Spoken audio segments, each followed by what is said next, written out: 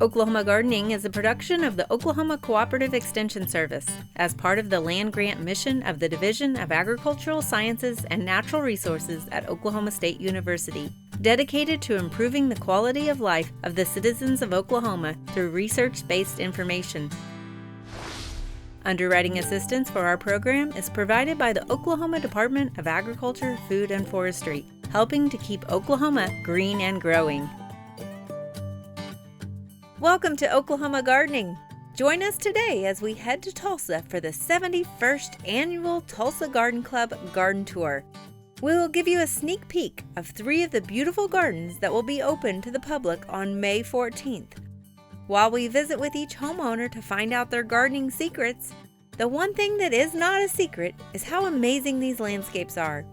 You won't want to miss this year's garden tour, so stay tuned as we give you the details.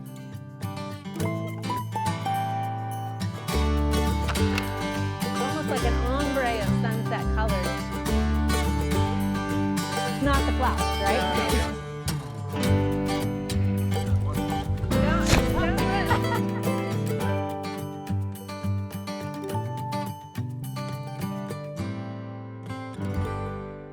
It is that time of year again. We are about to kick off garden tour season, and it's one of my favorite times of year. And we are back over here in Tulsa to visit with the Tulsa Garden Club about their upcoming garden tour. Joining me today is Cindy Davis. Cindy, I know you guys work so long on this. Every year it starts as soon as one's finished. What have you got planned for us this year? We're so excited, Casey. This year we have 5 gardens and 3 interiors. So it's Saturday, May 14th, from 10 to 4. All right, one day only. So, one day only, yeah. But tell me a little bit about how a person that might want to come to the garden tour, how can they get tickets? Okay, you can buy them at the Garden Center, Tulsa Garden Center on Peoria. You can get them on Eventbrite, and they can walk you through the process of that. Yeah, so if you're not around here, it's easy to get them online. Yes. And you will have your receipt, and when you go to the gardens, you will present that at the table for check-in, and then you will get the garden guide at the individual gardens. Okay. So all the addresses are listed on the website, so people can just show up at with any their of the receipt gardens. Anywhere. There's no starting place, right? Right, right. Okay. Yeah. And what if somebody didn't get theirs pre-ordered? Because what's the price pre-order? $10 in advance and $15 at the door. Okay. So on the 13th, that's the last day to buy advance tickets. So I know it's a lot of work every year, the garden tour is to put on. So tell me, where do these proceeds go, and why do you guys do all this work every year? Well, our main theme has always been garden education.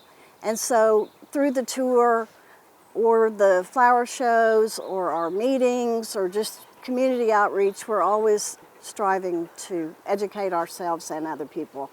And we do have scholarships that we give out. As somebody who was a recipient of one of those scholarships back in the day, I appreciate it, and I'm so glad to continue to support this effort that the Tulsa Garden Club does. And it's a great day to get out into your community. So thank you.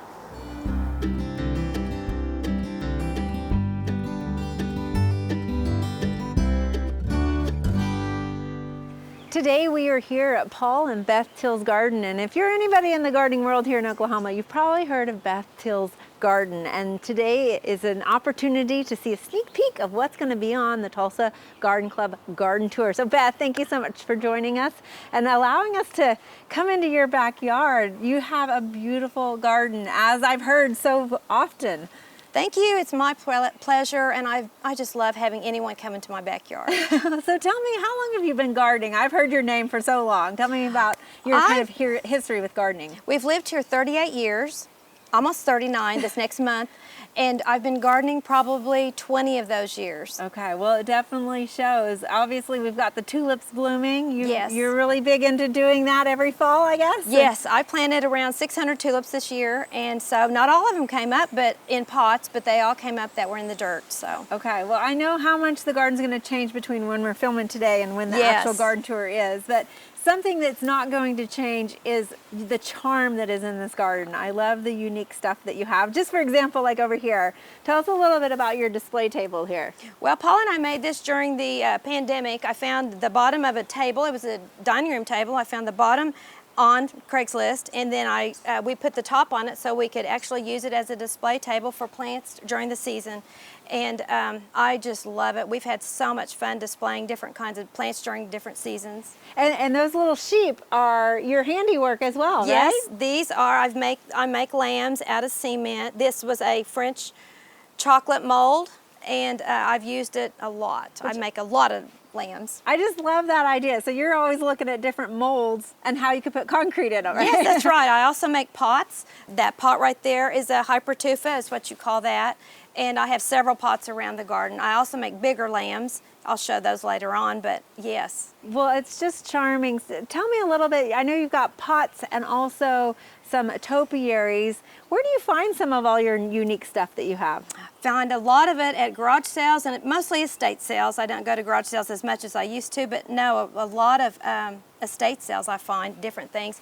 This came down the street at an estate sale, bought 2 of those, and these came from an antique store, and just all over the place. Well, they all add a neat texture and really create a unique interest in your backyard. There's always something little to find here.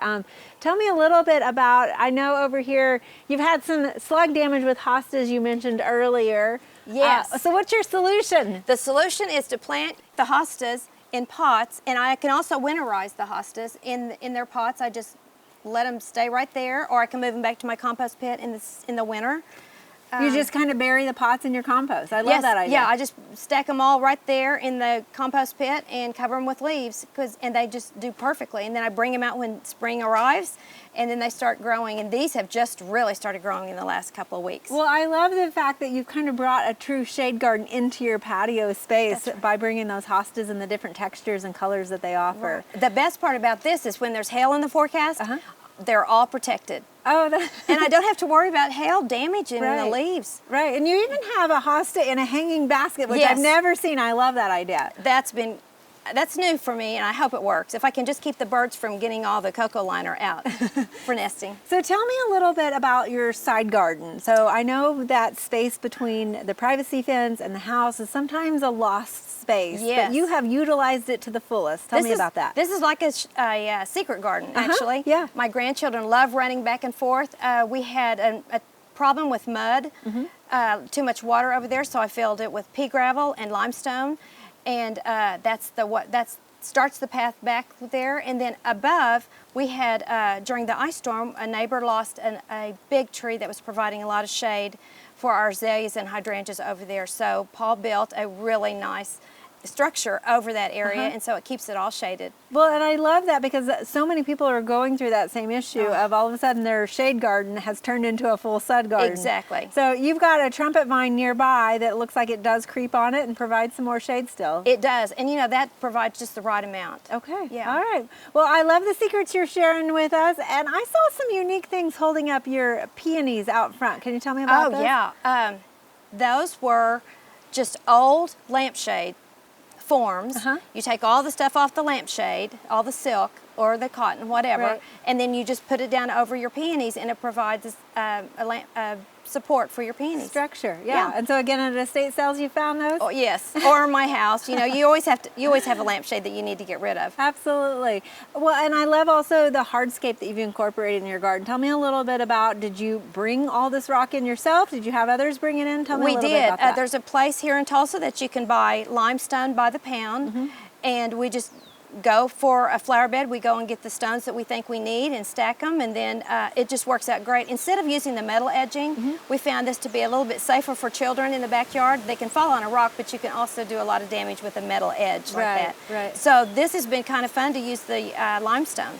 And it's something that's a little bit more manageable, right? You just get pieces that you can actually manage. Yes, we can lift, at this age, we don't need to be lifting boulders, but we can lift pretty small rocks, and this works out great. I do like the limestone. I recommend to all my friends not to buy the sandstone because it crumbles so quickly, but the limestone works great, and you can also move them. If something gets out of bounds and you want to make it a little bit bigger bed, then you just move your limestone out a little bit. Well, Beth, your garden has beautiful bones to it with the thank you. boxwoods and also that limestone. It's just really fabulous, and I can't wait to see what it looks like as we continue on through the season. Thank you. Thanks.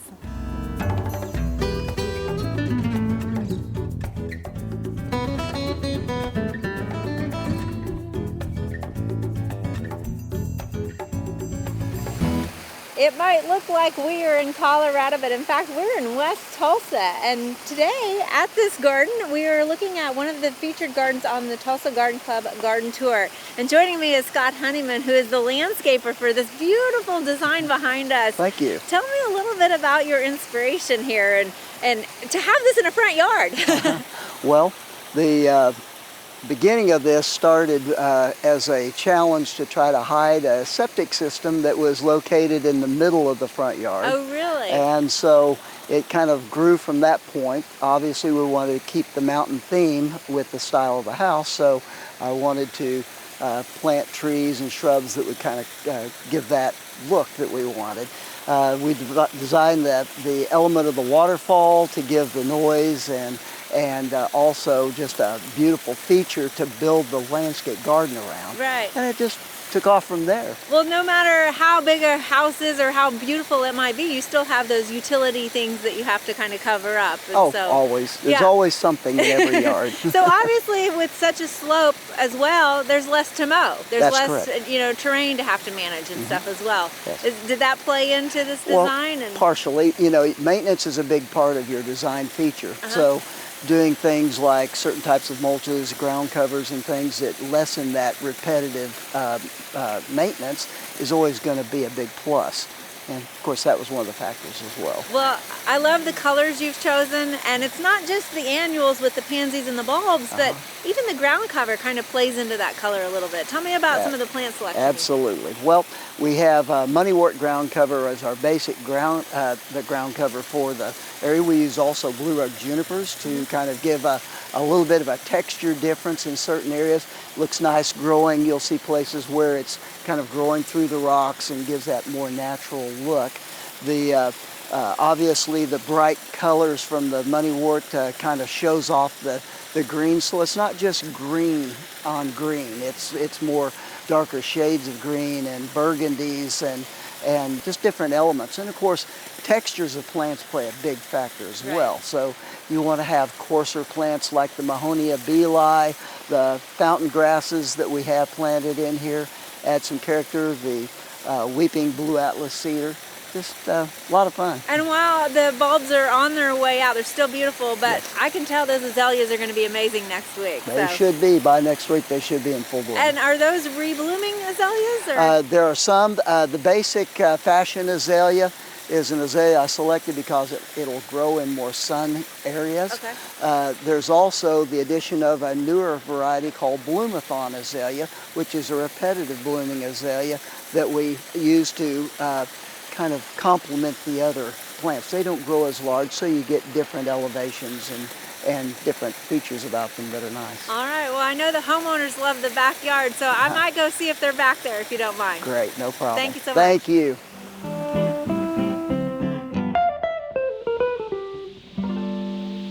Sabrina, oh my gosh, thank you so much for having us in your backyard. I bet you never get out of your backyard. It's so beautiful. It's pretty tough. So you've got, it's a pretty narrow space here, and there's a big vertical drop behind your house here, but you have squeezed so much in here as far as activity for your family. Tell me a little bit about what all you've got going on in your backyard here. Well, it was designed for entertaining, and we wanted to bring in the elements of the inside and the outside and have a space that you could do multiple things with family activities. Well, you basically have extended your living room, right, with that patio? We have. It's maybe one of the funnest rooms of the house. It's certainly used a lot. So tell me, this is no normal pool. You've got a new name for this. What is this called? It's called a spool. So it's a spa or it's a pool, and it just depends on what time of year it is, if you want to heat it or not. But it's great for the grandkids because it's a nice wading pool if they want to just go swimming. Right. Well, I was talking with Scott out front, and I'm thinking maybe y'all don't like mowing because you got that beautiful landscape out front, and there's no mowing to be had back here. You do have some turf, though. Tell us a little bit about that turf you have. Well, when we first moved in, we kind of found it was a little challenging back here to keep grass growing. It's kind of shady most of the day, and then, you know, when you mow, you would have grass clippings and things. So it was kind of one of those solutions that just presented itself, and our daughter Lana designed it, and it's actually a 9-hole par 2 golf course. Excellent. And her dad helped too. So you guys have some putt-putt challenges out here with that? Glenn is the expert. He gets several hole-in-ones. He knows the tricks of where to hit the ball, and because it's got some contours to it, so it's fun. It looks like a fun area. And that actually helps with the drainage off of the slope here and everything. It does. Correct? So yes, it accomplishes several things and gives us an area to entertain. Well, I know this garden is more than just a landscape. You've also got some special touches in here. Can you tell me a little bit about some of the memorial plantings you have in here? Well, sure. We've got several iris plants on this side and the other side that where my grandmother roars, Grandma roars, and they're kind of a lilac. They should be in bloom by the 14th of May, so they're heading out now. And then I've got some Shasta daisies that my stepmother gave me that are under the limelight there in the middle that'll be poking their heads out. And out front we've got some creeping phlox that was Grandma's too. And well, this is definitely a secret that you would not expect in a backyard when you come back here. And what's one of your secrets about having such amazing plants that you're growing? I don't know. Spending time with them. You got to talk to your plants. Absolutely. Have some fun with them. Talk to the bees, talk to the plants. Thank you so much, Sabrina. I love this. Well, thanks for being here.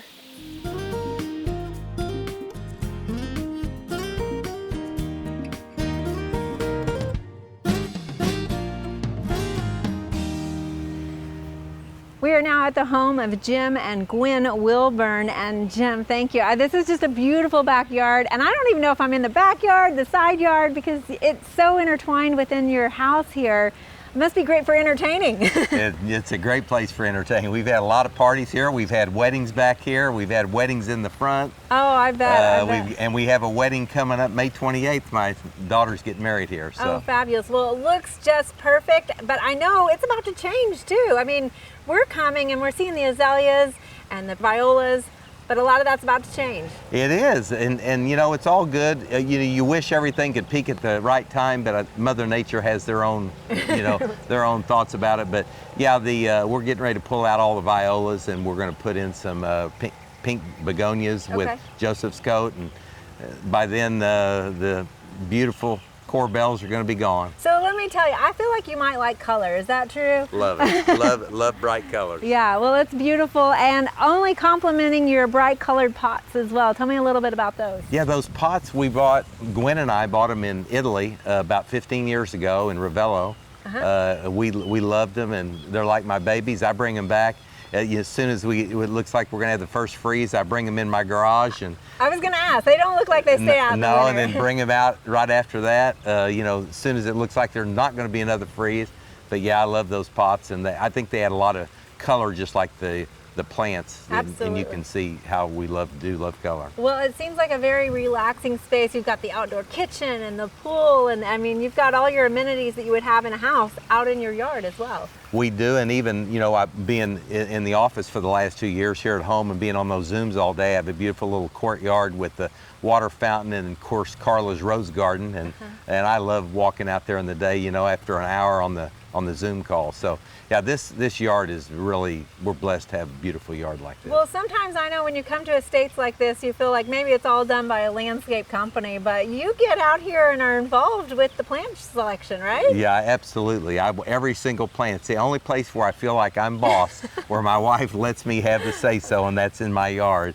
So I get to, yellow's my favorite color. She won't let me wear it, but I do get to have it here on the violas and out front and so forth. So. Well, it definitely works out here, and thank you so much. And you mentioned Carla. I think I'm gonna go try to find her. Maybe over by the Carla's roses. awesome. She's worked with us for 25 years, and she's the best. Excellent. I'm gonna go chat with her. All right. Thank Thanks, you. Casey.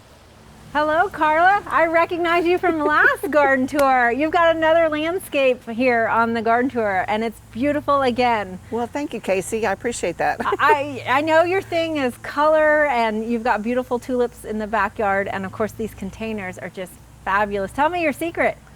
Quality plants, Yeah. and fertilizer. They like fish emulsion. We also like to put some Osmocote and in there, and water. Okay. Water's really important. Water and fertilizer. Water and fertilizer, the basics. Yeah, so I mean, there's so much to this landscape. There's a lot of nooks and crannies and rooms. There's several different courtyard spaces. Tell me a little bit about some of the different plants that you have throughout. Okay, so this is near the front door, and it's just kind of a formal entrance with boxwoods. Then you go around the corner and we have a rose garden, and we have lots of climbing roses, and we have some poppies for the spring, more roses, and a fountain. Then you go through the gate and you're in the backyard. Yeah, there's It just keeps lots of stuff. going and going. You got some viburnums that are blooming right now. Oh yeah, they're looking amazing. And the hydrangeas are going to be coming on soon, as well as the peonies, I believe. Yes, yes. We just trimmed all the hydrangeas and fertilized them, and you know they're looking great. So when the azaleas probably be gone, maybe by the tour, maybe hanging on a little bit, but you know the hydrangeas will be coming out. The roses should be blooming. They've got buds. So Carla, it seems like there's so much detail. How do you manage all of it and take care of it? Because there's so much entertainment that's going on here all the time as well. Right. Well, if you just look at them, weekly and pick off the dead blooms, do a little pruning maybe when stuff gets a little wild. Keep your fertilizer up. It's all ready to go because it's 5 o'clock and there's a time for partying over here because there's so many different areas to go to. Yeah. Yeah, you can spread out. It's a great house. Well, it's a beautiful landscape. Any favorite annuals that you definitely like using that you want to share with us? Oh, I like to mix the tropicals, like the hibiscus, with the scaevola. And With the grasses, it's kind of a unique yeah, mix. it's kind of nice, and the thriller, filler, and spiller type thing. But I like to use tropicals. I like, I don't know, just anything that's colorful. You kind of just go and you see something at the nursery and you're going, that'll fit. You kind of have it in your head what you want, but you don't know really what you want till you see it, and then you're like, perfect. So do you kind of play with it when you're at the nursery, those color combinations to figure it out? And Yes. almost like plant swatches, right? Yeah, really. Yeah, and you think about the container, what the container looks like, maybe the colors of the container, kind of match that, add some, and something that's kind of wow, like not just your normal, marigolds and Right, begonias, but if you use like the big begonias or the dragon wings, those have a little oomph and they look nice in a pot. Pack them in, add lots of them. Well, Carla, your containers definitely have your signature, and thank you so much for sharing them with us and a few of your secrets also. Oh, you're more than welcome. Come back anytime. Thanks.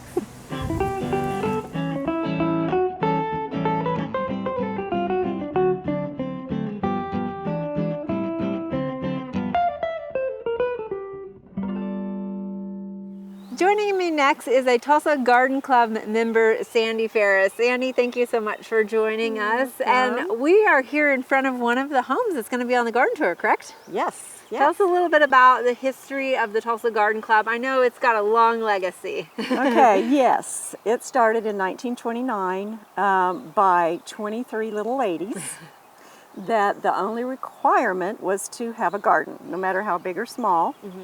And they met at, it was called the Hilltop House, about 38th and Harvard. In the mid-50s, they moved to the Tulsa Garden Center. And we have a monthly meeting, the first Monday of every month. We grew like a weed last year because we got over 40 new members. Oh, that's excellent. And if anybody wants to become a member, they can just come to one of those meetings initially and get involved that way? Yeah, online Okay. on our website. It's real easy for them to get on and ask questions, contact us. Yeah. They can show up if they want to. That's what I did when I became a member. I just showed up. So yeah, we would love to have anybody, everybody. Oh, and I know your garden tour is one of the big things that you guys work so hard on all year long, but you do a lot of other things like the flower show and some other aspects in the community. Of course, the garden tour is our largest fundraiser. In fact, it's the longest running educational, charitable tour in the state. And actually, the Tulsa Garden Club is the largest garden club in the state of Oklahoma too. but we have a lot of other charities that we give to, and I'm sure Cindy mentioned the Second Chance program at TCC. We're just busy all the time. You I are. mean, it's just a great, yeah, we love it. Well, there's no better office to be working in. I know you're doing a lot of stuff indoors, getting planning and stuff, but remind us of the date again that people can come out and see these gardens. Sure, Saturday, May 14th, 10 to 4. All right, the weather's going to be beautiful. Thank you so much, Sandy. Thank you.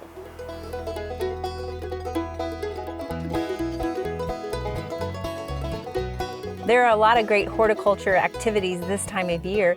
Be sure and consider some of these events in the weeks ahead.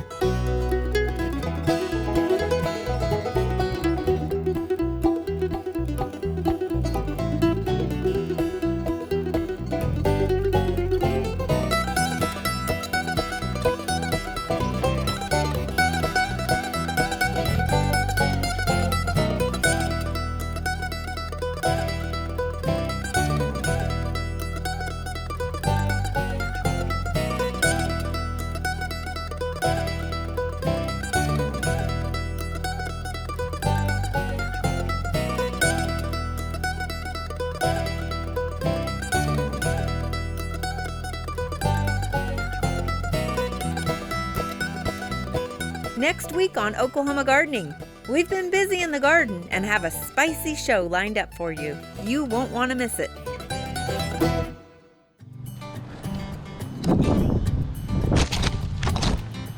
Favorite times of year, it's garden tour season, and when we start, I love that. To find out more information about show topics as well as recipes, videos, articles, fact sheets, and other resources, including a directory of local extension offices, be sure to visit our website at oklahomagardening.okstate.edu. Join in on Facebook, Twitter, and Instagram. You can find this entire show and other recent shows as well as individual segments on our Oklahoma Gardening YouTube channel. Tune in to our OK Gardening Classics YouTube channel to watch segments from previous hosts. Oklahoma Gardening is produced by the Oklahoma Cooperative Extension Service as part of the Division of Agricultural Sciences and Natural Resources at Oklahoma State University. The Botanic Garden at OSU is home to our studio gardens, and we encourage you to come visit this beautiful Stillwater gem. We would like to thank our generous underwriter, the Oklahoma Department of Agriculture, Food, and Forestry. Additional support is also provided by Pond Pro Shop, Greenleaf Nursery and the Garden Debut Plants, the Tulsa Garden Center at Woodward Park, the Oklahoma Horticultural Society, Smart Pot, and the Tulsa Garden Club.